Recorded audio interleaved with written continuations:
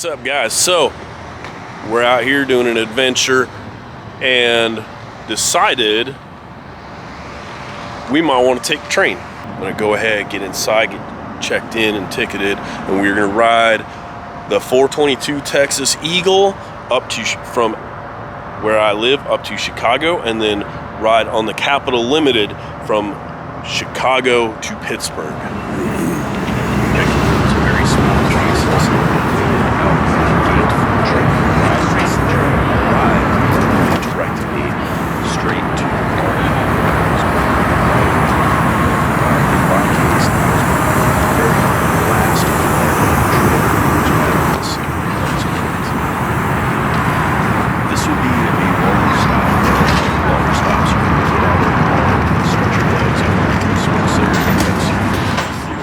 Okay, so the room attendant just got me checked into my room. It is, I'll do a little 180 right here, and you can see it's a little tight in here, but I'm traveling by myself. This is a hell of a lot better accommodation than an airline seat, even in first class, and I do love flying first class. Again, a dinner reservation at 6, and then he said basically free to move about the train, either stay here in my room, go up to the observation car, whatever the case is. I think I'll end up in the observation car for a little bit before I go up for dinner. And then by that point, it'll probably be dark out, and then there's not much to see, so I'll probably come back down here and read a book for a minute.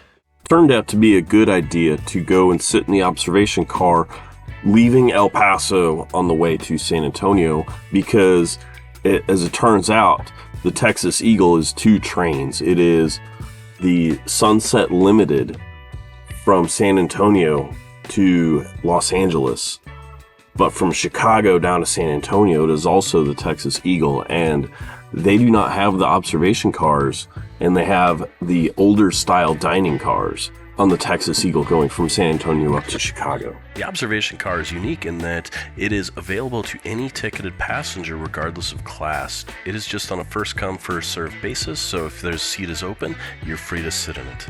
Another thing about the ride between El Paso and San Antonio was what they call the traditional dining menu. That night I had the coconut crusted shrimp, the flat iron steak, and the chocolate toffee mousse cake, which the shrimp was good, the steak was better, and then, good Lord, the cake was fantastic. Now, I don't mean good as in good compared to airline food or, good for traveling or gas station food. I mean, this is excellent restaurant quality food that just genuinely tasted amazing. On trains which have the traditional dining, there's an actual chef that rides down and he works in the kitchen, and he actually makes each one. So my steak was cooked to order, as well as the gentleman that sat at the table with me. With the meals that are included in the purchase of a sleeper car, you get 1 complimentary drink. I had a beer, and then I followed that up with a Maker's Mark. They don't have an extensive drink menu, but what they have works. After that, after dinner, I came back to my car, or to my little sleeper room, and nice little jerk, and I sat and read my book for a minute. It is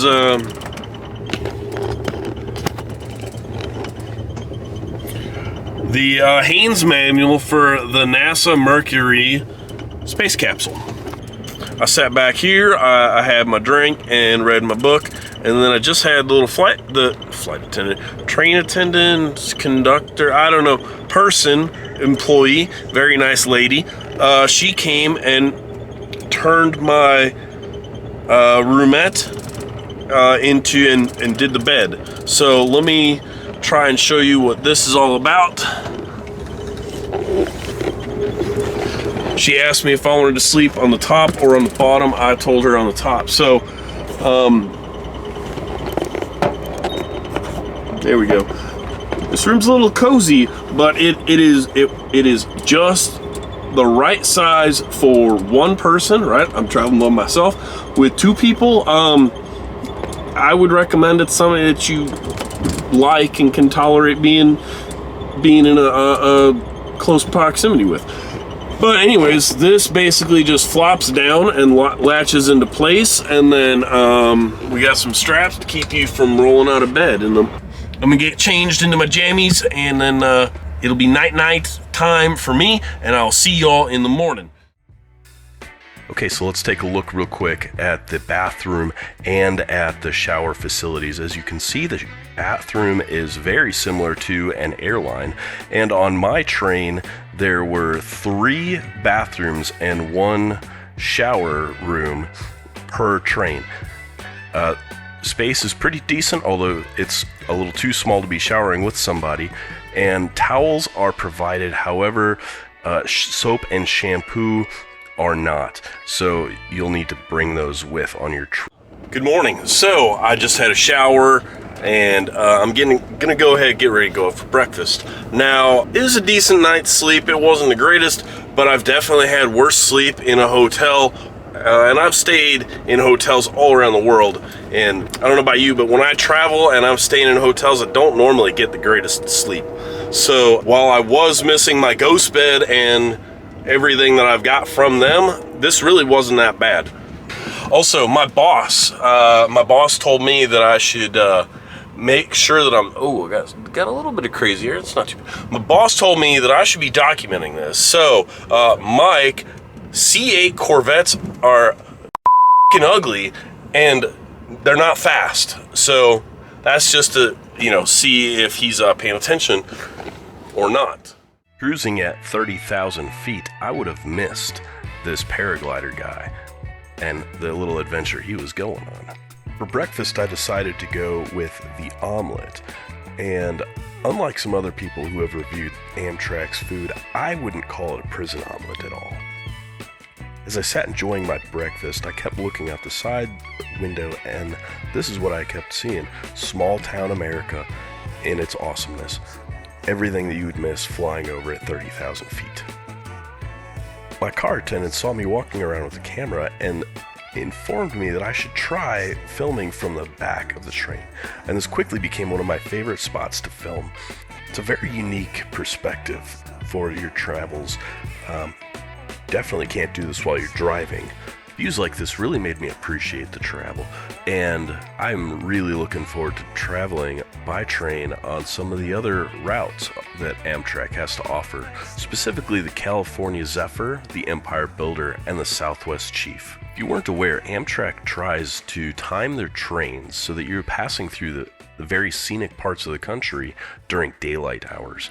So for example, if you're going to ride on the Empire Builder, you're going to pass through the Cascade Mountains and the Rocky Mountains during daylight hours. For lunch, I picked the salmon and shrimp option from the flexible dining menu.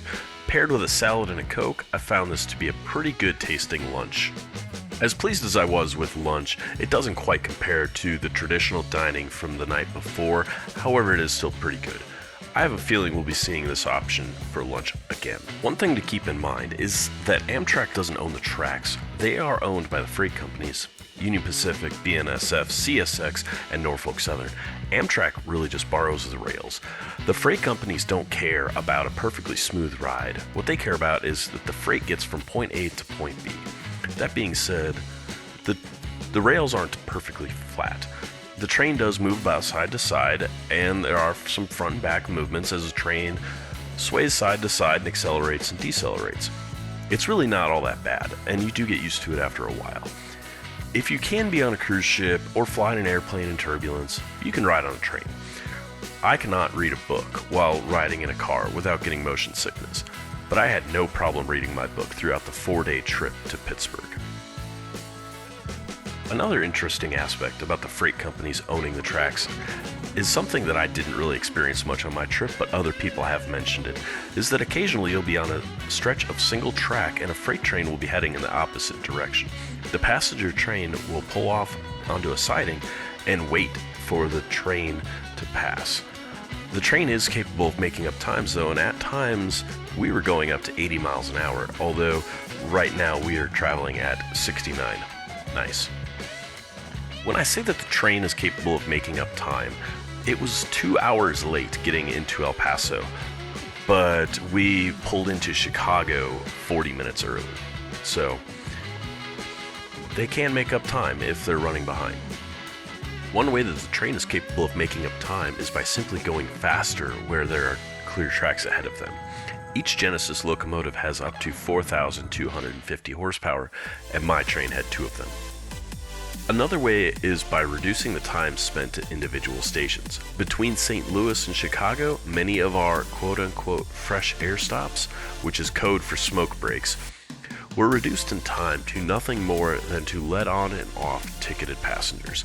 If they do this, the crew will make an announcement. I don't smoke, but if you do, this is probably something you'll want to take into consideration when purchasing your tickets. The train route is full of all of this really cool looking old rolling stock and train cars and just memories from a time gone by. This is among many things that I was looking forward to seeing on this trip. As I was looking at the Amtrak Track Your Train app, I noticed that we were going to be passing the southbound 422 Texas Eagle.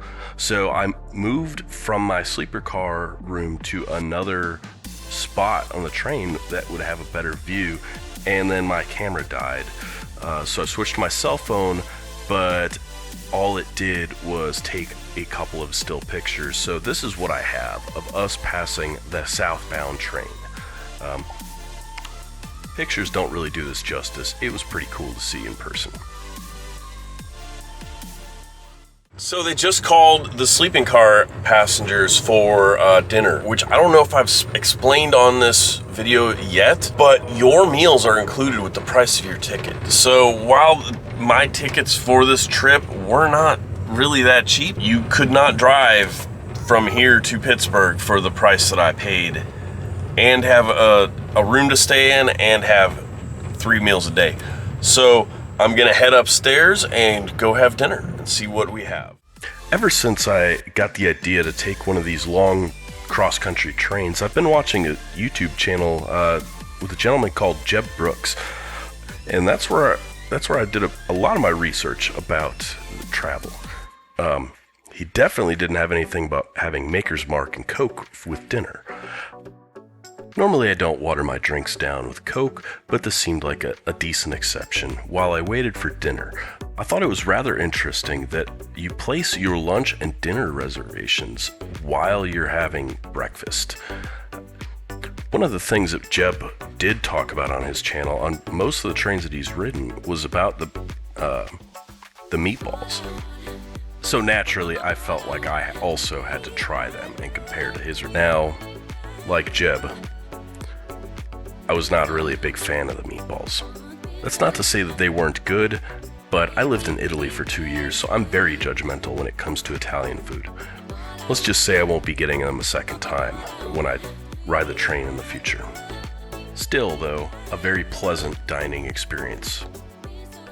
Just a minute ago, over the intercom, they announced that we are going to be pulling into Texarkana, which is the last train station in Texas. So we will have a small tier for not being in Texas anymore because it is literally the greatest state in the world. But on a different note, last night, I already started doing up to bed, but last night I showed y'all I was staying in the top bunk. Tonight, I'm gonna do the bottom bunk, and then I'll be able to tell you which one's better. Anyways, I'm gonna get headed to bed. I'll talk to y'all in the morning. Good morning, everybody. So overnight, we drove all the way through Arkansas and into Missouri. Just before, well, right after I woke up, the conductor announced that we were pulling into St. Louis, and this was going to be a little bit longer of a stop, not as long as the one in San Antonio, but here they're going to be adding an additional car and locomotive to our train headed to Chicago. So some of these stops are a little bit longer. Sometimes they are just so that ticketed passengers can either come on or come off if that's where their voyage starts or stops. Others are a little bit longer, like these, where they add equipment or they do crew changes. And then some are really long, like the stop overnight, and not overnight, the several hour stop in San Antonio. where they're making significant changes to the trains, crews, and doing maintenance on everything. Here's a view outside of here. It'd be nice if they washed the windows a little bit more, but that's St. Louis, and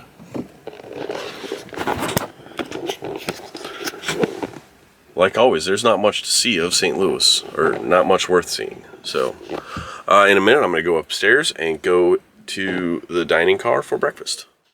My parents live in the middle of Missouri, so over the last several years, I've done a lot of driving through St. Louis, and one of my favorite things to see there is the arch. So I told you that I would tell you about which position was better to sleep in, the top bunk or the bottom bunk. And to be honest with you, I slept a lot better in the bottom bunk than I did on the top. Now, it could be for a few different reasons. One, the bottom bunk was just a little bit wider, so I had a little bit more room. The other one is that perhaps being farther down, I felt less motion. The tracks may have been smoother also, I'm not really sure. I'm just telling you that I slept better on the bottom. Once the train had started moving, I went up to the dining car and sat there while I waited for breakfast. I ordered a breakfast sandwich and a coffee for breakfast, and then placed my lunch order, which would be my last meal on the train, and lunch that day was going to be served at 10:30 in the morning. During breakfast, I had a nice conversation with a new friend that I made on the trip. She came on while we were in Arkansas, one of the many stops that I didn't even notice. You aren't aware, Amtrak has quiet hours that they observe at night. They don't announce anything over the PA system, and they ask that you speak quietly while you're in your room or sitting in coach.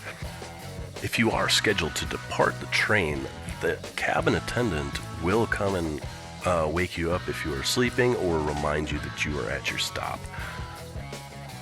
I've seen the Mississippi River more times than I could even count in my almost 40 years of being on this planet, but this was the first time I've seen it from a railroad bridge, and it was fairly interesting. I guess mostly in that it was the first time I've gone across a bridge over a river and not had to worry about paying attention to where I'm going. I was free to look in any direction I wanted. As my trip was winding down, going from St. Louis to Chicago, I spent a lot of time thinking about the 3 days I'd spent so far on the Amtrak train, and I really did enjoy this part of my vacation. I was also looking forward to seeing my daughter and my parents, who were going to be in attendance at my brother's wedding, which is the whole reason I was heading to Pittsburgh in the first place. However, this was just a very peaceful, very enjoyable, and relaxing journey so far. And I knew that the travel from Pittsburgh back to El Paso, Texas, were not going to be very enjoyable at all. In fact, it was going to be 4 days of driving. I enjoy road tripping and traveling. However, this was just more enjoyable and more relaxing. And I think that if I were to make a trip like this in the future with somebody, it would be even more enjoyable. But for a solo trip, absolutely worth the money. If you've made it this far, I would guess that you enjoy what you're watching, and I would ask that you subscribe to the channel. One of the final stops that we would make before getting into Chicago was stopping at Springfield, Illinois. I've been here before, but this would be the first time coming or leaving by rail. I really don't remember much about Springfield on any of my previous visits, but every time I stop in Illinois, I try to forget it as soon as possible. One thing that I didn't catch on this stop was that somebody missed the train, and if you are not on time, the train will leave without you. The train can be late, but you cannot. I was laughing pretty hard seeing him run from the depot up to the train.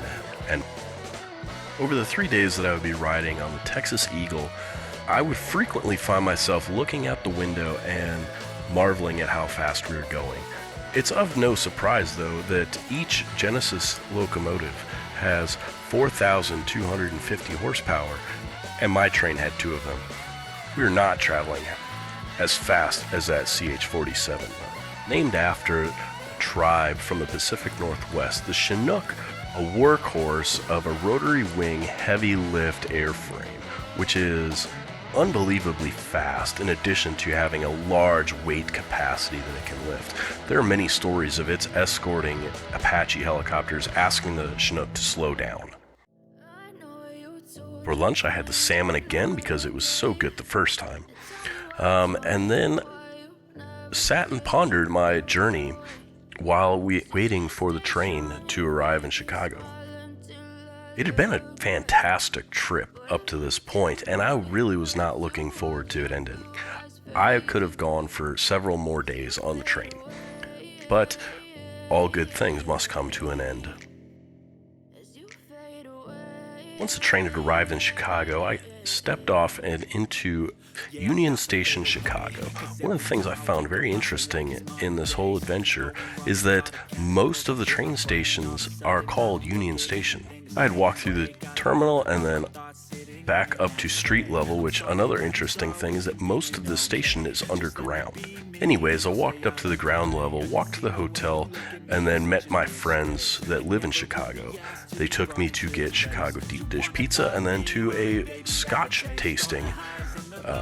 Then the next day I went to the Museum of Science and Industry before getting back on the train to head to Pittsburgh. It was a quick 24-hour stop in Chicago, which is as long as anybody ever needs to be in Chicago. After I was done with Chicago, I went back to Union Station and went through the somewhat frustrating and confusing part of boarding, which was nothing like what I had in El Paso. But very quickly got to the right tracks and then set on to the right train car. For my final leg of the journey, I'd be riding coach on the Capital Limited from Chicago to Pittsburgh, and to be honest, I slept most of this. So it was dark the entire journey from Chicago to Pittsburgh, but when we pulled into the station, the cabin attendant came and informed me that it was time for me to get off, and I departed the train and walked straight into Union Station, Pittsburgh, where once I got inside, I met my father and he gave me a ride to our Airbnb. So with that ends my first ever rail journey on both the Texas Eagle and the Capital Limited from El Paso, Texas to Pittsburgh, Pennsylvania.